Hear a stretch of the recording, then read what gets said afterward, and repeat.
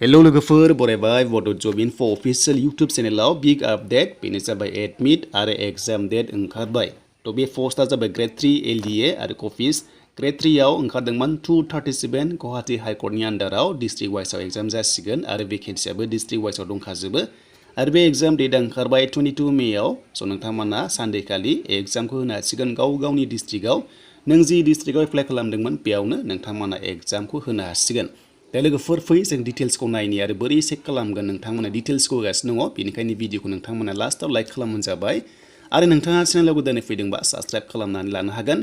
बे एग्जामा जागोन वेमार्सआव जागोन नोंथांमोना माल्टिपल चॉइस टाइपनि कुइसन मोनगोन वेमार्सआव अफलाइन आरो एग्जामा जागोन 22 मे सानडे खालि टाइमा जाबाय 10 AM निफ्राय 12 सिम थागोन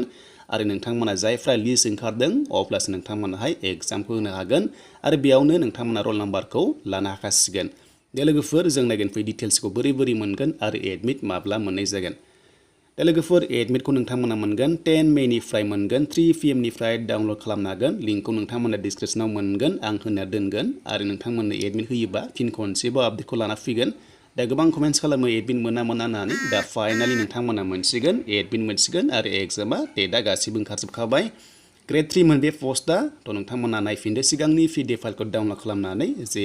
बेसेबां पस्ट दंमोन डिस्ट्रिक्ट वाइसआव बेखौ नायदो बेनिफ्राय आनजादखौ नोंथांमोना होनो हासिगोन जायफ्रानोखि रल नाम्बार ओंखारबाय लिस्ट ओंखारबाय जायफ्रा लिस्ट ओंखारा थ' नोंथांमोना आनजादखौ होनो हानाय नंला मानोना खायसेया रिजेक्ट जादों आरो खायसेया ओंखारदों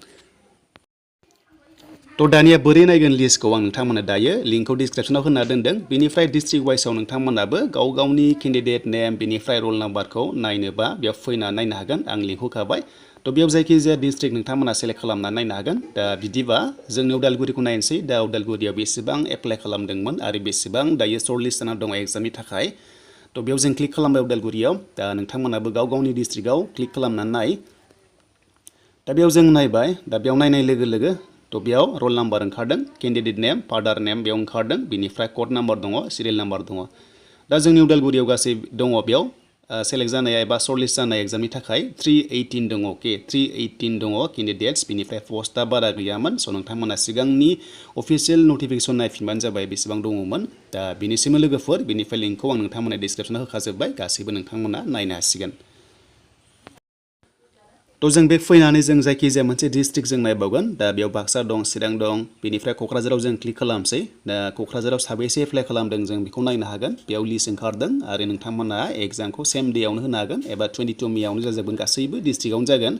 एडमिट कार्डआव मोनगोन डिटेल्सखौ जायगानि नामखौ बेनिफ्राय गासै दङ बेयाव 523 दङ बेयाव अके क'क्राझारना 523 एग्जाम होगोन थ' बेनि सोमोन्दै लोगोफोर लेटेस्ट आपडेट गुवाहाटी हाइकर्टनि ग्रेड 3 पस्ट